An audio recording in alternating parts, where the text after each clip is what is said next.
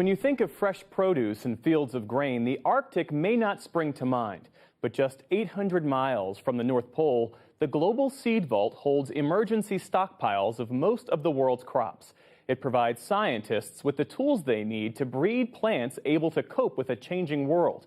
With global warming and an ever-growing population, those who run the vault in Svalbard, Norway, say its presence is more important than ever. We sent special correspondent John Beaver to the northernmost settlement on Earth to find out more about the future of food. It's known by some as the Doomsday Vault, and often referred to as the ultimate insurance policy. Buried deep in the side of a mountain, itself deep in the Arctic Circle, the most diverse collection of food crop seeds in the world. It's very important. Innocent Duso Amino runs the Gene Bank in Benin. He's made the 5,000-mile journey from West Africa to the Norwegian archipelago of Svalbard.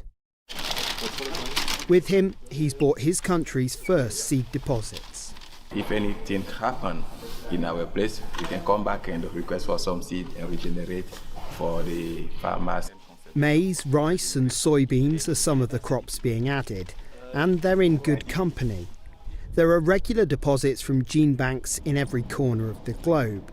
The collection now stands just short of 1.2 million varieties in total.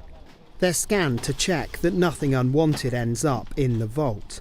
Apart from any doomsday scenarios, the vault acts as insurance against more day-to-day issues like power outages in developing countries. It's important to be here to prevent any catastrophe in future. We keep the seeds in a freezer and the light go and power come back.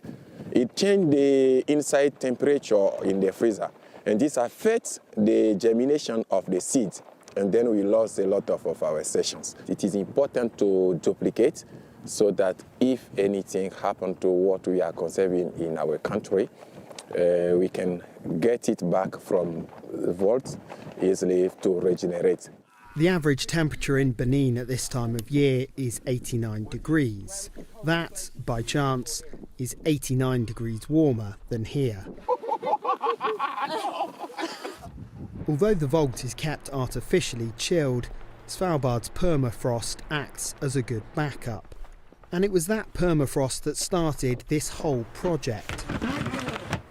In one of Svalbard's abandoned coal mines, we get a rare chance to see the original primitive vault. In 1984, the Nordic Gene Bank started an experiment as unique as the location. Michael Lundkjær is using the work done by his predecessors to learn more about preserving crops and all that comes with them. Every 5th year, the one box is being taken out, open, and then the seeds will be tested for viability. It will be tested for if there have happened any changes.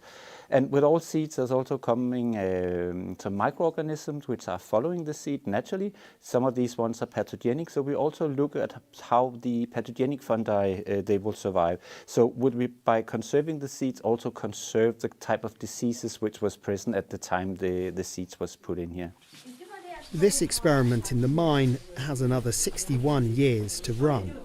The world, and especially the Arctic, will be a very different place then. Svalbard's prosperity was forged out of these mines, but of course the irony is that the impact of burning this coal is what threatens Svalbard's very future. You used to be able to walk over the fjord here in winter, but the sea ice is long gone. Now you'd need a boat. The Arctic is warming faster than anywhere else on Earth. Stefan Schmitz runs the Crop Trust, a non-profit organisation dedicated to improving global food security. He says a warming world is a key reason to preserve crop diversity. Under climate change, that means rougher climate, higher temperatures, longer droughts, more flooding, new pests and diseases. And our food, our crops need to be resilient. They need to cope with these changing circumstances. And therefore plant breeders need all those varieties. Take the genetic traits out of them, mix them, crossbreed them to make sure that the new varieties are fit for the future. We live in a world of mass farming where fewer staples are being grown.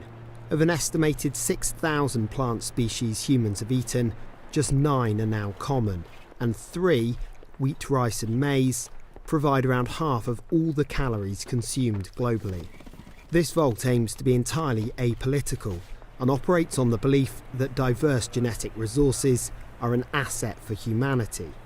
There are more than 1,700 gene banks in the world, all trying to improve what we eat. This flour contains Ölands wheat, a once long forgotten Swedish variety. In the 1990s, a plant breeder took some seeds from the Nordic gene bank with the hope of reintroducing this wheat. He quickly worked out that although it made fantastic bread, the yield was quite low and it grew so tall that it was difficult to harvest.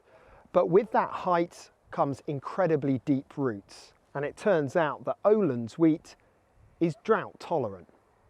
Bread containing that wheat is now found in high-end bakeries across the world, but a lot of the work done in gene banks is aimed at providing food security for at-risk populations. The Global Seed Vault ensures those seed samples are always available. The remoteness of the vault also helps protect it from other man-made problems. A Syrian gene bank destroyed by civil war withdrew its deposits from the vault in 2015, regrew them and returned new seeds in their place. After 15 years, the number of seed varieties and the countries putting them in continues to grow, and there are stark warnings that the genetic diversity stored within this vault will be needed to feed an ever-increasing population in an increasingly harsh environment. For the PBS NewsHour, I'm John Beaver in Svalbard, deep in the Arctic Circle.